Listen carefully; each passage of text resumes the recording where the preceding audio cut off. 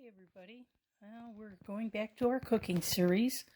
So what I'm doing here is I've got some chicken thighs and I'm putting some brie in it, and this is just the type of brie that we have in our area over here.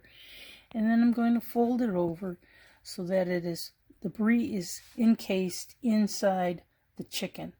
And then what I did is I salt and peppered with the real salt, and took some ground pepper, and then on top of that I also placed some garlic powder, and I'm going to now sprinkle in some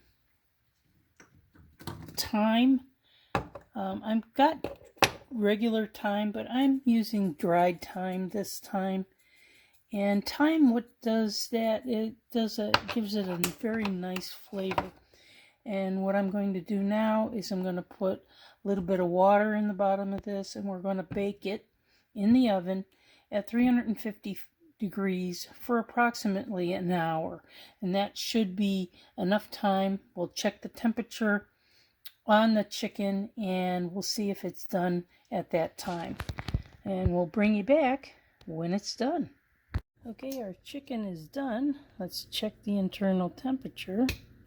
Should be at least 165, and as you can see, it's well over 165. So our chicken is definitely done. So next, what I'm going to do is I'm going to put it on a plate and give it a taste. Okay, as you can see, here's our chicken, and there's our cheese on the inside. So let's give it a taste and see how it came out. Get a bit of cheese there. Oops.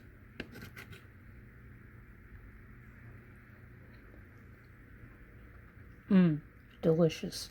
You really need to try this recipe.